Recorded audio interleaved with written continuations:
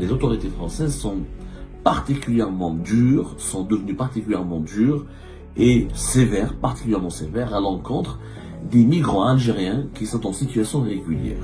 Les immigrés algériens, les migrants algériens sont les champions de l'irrégularité ou de l'illégalité en France. En 2024, plus de 33 754 Algériennes et Algériens ont été arrêtés par les services de sécurité en France en situation irrégulière. La nationalité algérienne est la première nationalité des migrants arrêtés en situation irrégulière. Il n'y a que 13 414 Tunisiens qui ont été arrêtés en situation irrégulière sur le territoire français en 2024 et uniquement 12 954 Marocains qui ont été arrêtés aussi en situation irrégulière.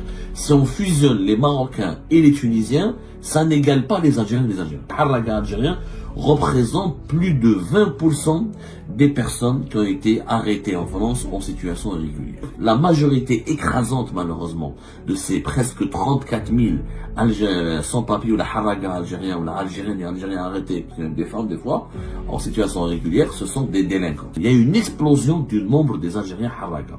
Une explosion importante. Depuis 2021-2022, il y a des milliers de Harraga algériens qui arrivent en France.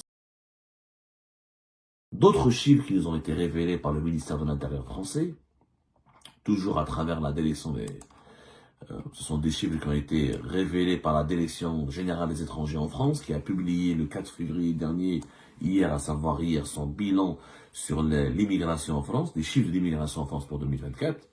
Force est de constater que si les immigrés légaux qui séjournent légalement et régulièrement et en toute légalité sur le territoire français n'ont pas de problème avec les autorités françaises, les autorités françaises sont devenues particulièrement dures et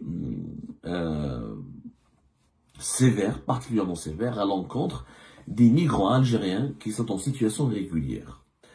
Et les Algériennes et les Algériens sont malheureusement les champions, les immigrés algériens, les migrants algériens sont les champions de l'irrégularité ou de l'illégalité en France. En 2024, plus de 33 754 Algériennes et Algériens ont été arrêtés par les services de sécurité en France en situation irrégulière. C'est-à-dire que presque 34 000 sans-papiers algériens ont été arrêtés en France en 2024. Alors qu'ils étaient en 2023, 31 858 selon les chiffres officiellement confirmés par le département des études et des statistiques de la délection des étrangers en France, du ministère de l'Intérieur français.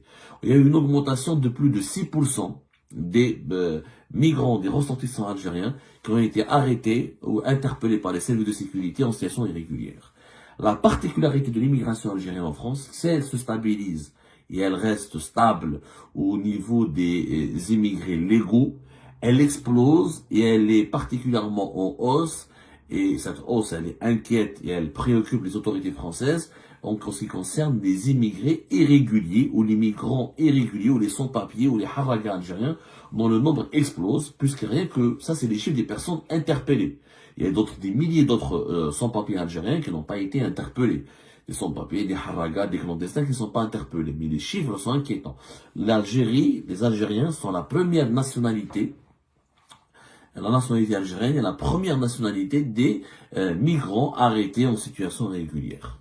La principale nationalité des interpellations concerne l'Algérie. C'est impressionnant et c'est à la fois inquiétant. S'il y a 33 000, presque 34 000 Harraga, clandestins et migrants irréguliers algériens qui ont été arrêtés en 2024, il n'y a que 13 414 Tunisiens qui ont été arrêtés en situation irrégulière sur le territoire français en 2024 et uniquement 12 954 Marocains qui ont été arrêtés aussi en situation irrégulière.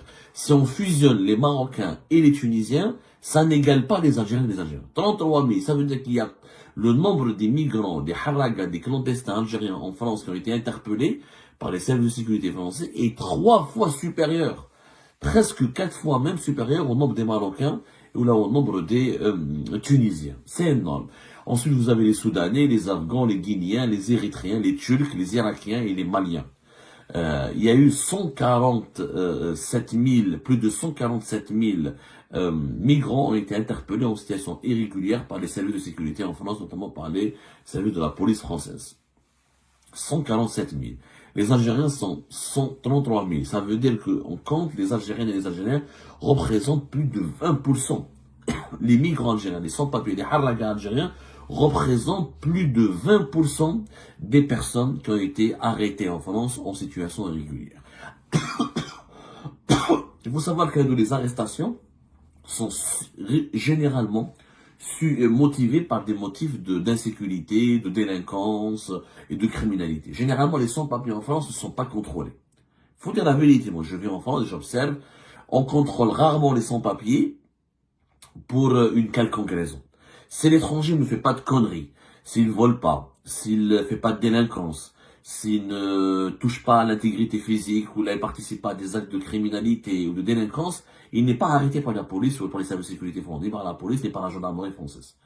Il y a beaucoup de sans-papiers en France qui vivent en France depuis 5-6 ans, il y en a même qui vivent depuis 10 ans sur le sol français, ils n'ont jamais été contrôlés ou arrêtés. Quand ils sont contrôlés pour un simple contrôle de routine, s'ils sont calmes, tranquilles, sinon, s'ils sont pas des trafiquants, des voleurs ou des gens des individus dangereux, franchement, les gendarmes et les policiers français les relâchent. C'est très rare où un migrant, ou un sans-papier algérien, ou un harraga algérien, ou un clandestin algérien est arrêté comme ça lors d'un contrôle de routine, ou inopiné, et il se retrouve placé en garde à vue, ou là dans un centre de rétention administrative parce qu'il n'a pas de papier. C'est extrêmement rare.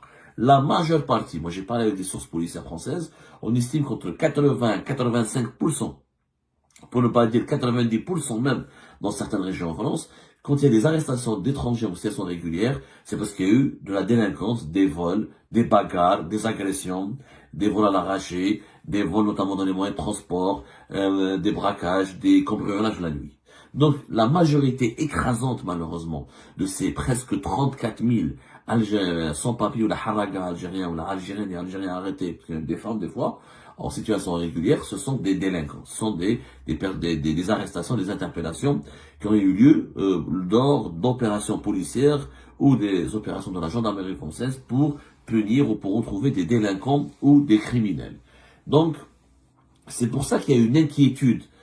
Et c'est pour ça qu'il faut comprendre le sentiment d'insécurité que nourrissent les Françaises et les Français, le sentiment d'insécurité qui anime les dirigeants politiques français aussi, et l'angoisse qui terrasse un petit peu, qui hante les dirigeants politiques français face à l'immigration algérienne. Il y a eu une explosion du nombre des Algériens harraga.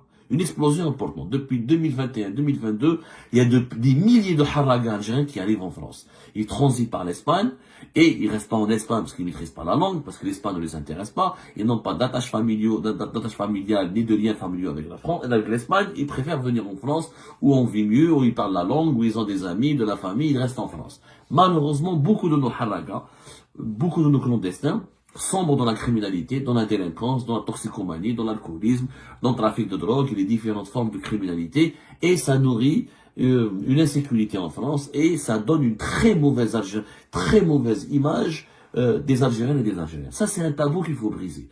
Le problème avec de l'immigration algérienne en France ne se pose pas avec les migrants qui ont des papiers, avec les immigrés légaux, soit les étudiants, les Algériennes et les Algériens qui viennent se marier et vivre en France, ou les travailleurs algériens, c'est surtout les sans-papiers. Tous les sans-papiers algériens, tous les harragas, tous les clandestins ne sont pas des délinquants, bien sûr.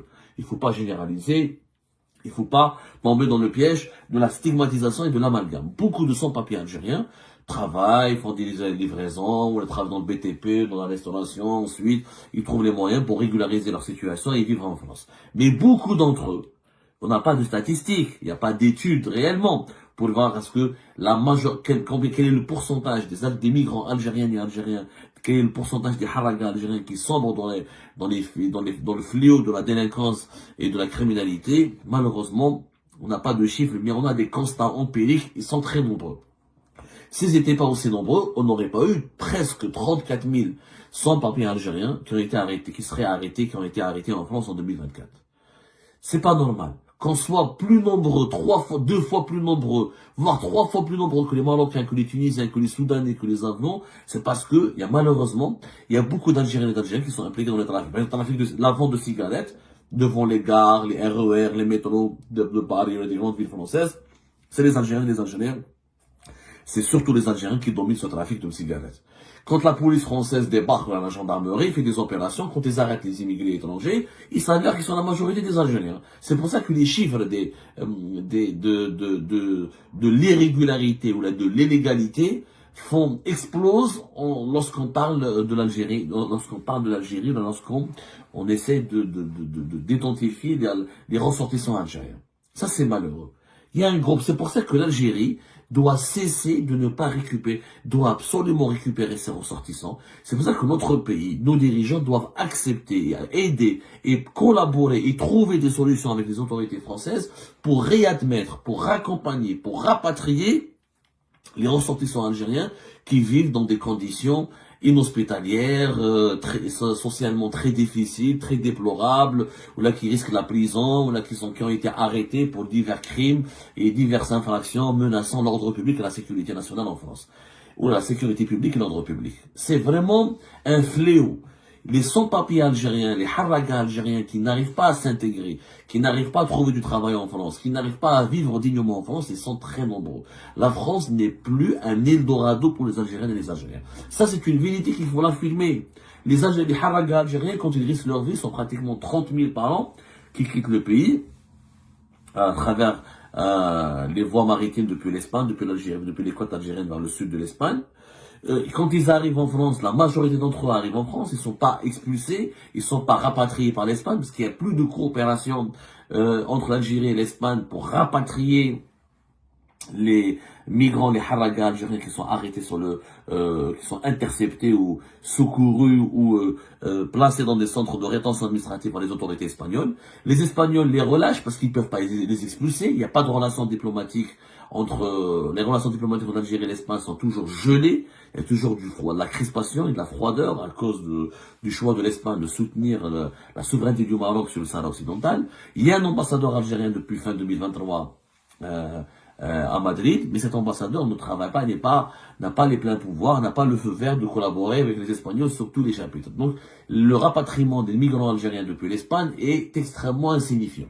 En France, donc, les Espagnols, ils relâchent dans la nature ces immigrants, ces haragas algériens, qui viennent tous en France. Marseille, Toulouse, Bordeaux, Paris, Lyon, Lille, les grandes villes françaises. Et, du coup, ils sont de plus en plus visibles. Et malheureusement, certains et beaucoup d'entre eux ne maîtrisent pas la langue, n'ont pas de formation, n'ont pas de bagage, n'ont pas de savoir-faire, n'ont pas de compétences, ils trouvent pas du boulot, ils trouvent pas du travail, ils s'intègrent pas et ils vivent dans la rue. Le trafic de cigarettes, ensuite le trafic de drogue, ensuite les agressions, les vols à l'arraché, les braquages, et ça devient une véritable délinquance algérienne qui ne cesse de se développer dans le milieu des sans-papiers, des haragas et des clandestins. Les chiffres sont là, on peut pas le nier. Comme on n'aime pas pour notre pays, comme on ne veut pas que notre pays soit submergé par des délinquants étrangers, où ils ne subissent une augmentation des actes de délinquance perpétrés par des migrants étrangers en situation irrégulière, on ne devrait pas aussi faire subir à la France ou à n'importe quel pays étranger, ce qu'on n'aimerait pas que notre pays subisse. Et puis, il y a l'image de l'Algérie qui est en jeu. Il y a son honneur, il y a sa crédibilité, il y a son intégrité morale.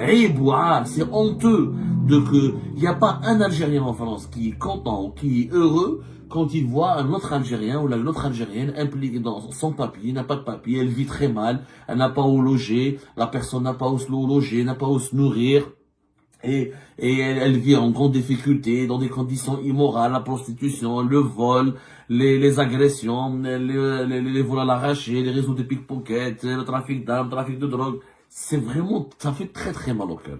Moi, j'ai vraiment mal au cœur quand je vois des jeunes de 20 ans, même pas des mineurs, vendre des cigarettes à Barbès, dans les grandes villes françaises, devant les gares, faire la manche, agresser, se bagarrer, fuir les policiers ou les gendarmes, se faire traquer quotidiennement par les services. C'est pas une vie.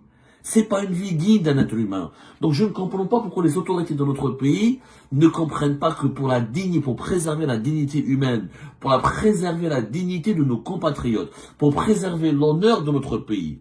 Ensuite, on se demande pourquoi les Français sont racistes, sont extrémistes. Et bien, si certains Algériens et Algériens, on leur envoie une mauvaise image. Si la délinquance est en augmentation, c'est les faits de délinquance ne cessent de se multiplier. C'est les actes d'insécurité s'aggravent d'une année à une autre. Parce que c'est normal que la population française va développer une certaine répulsion à l'égard des Algériennes et des Algériens.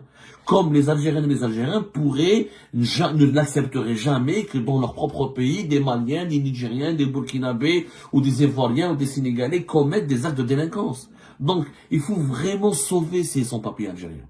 Il y a beaucoup de haragas algériens qui ont échoué, qui n'ont jamais pu s'intégrer à la société française, qui n'ont pas trouvé de travail, qui n'ont pas trouvé de logement digne et décent, qui vivotent, qui survivent grâce à des petits boulots. Et ils volent des fois ils sont obligés de voler pour se nourrir. Ils sont obligés d'intégrer les bandes de délinquants, les bandes mafieuses et les bandes criminelles pour tenter de survivre et de vivre.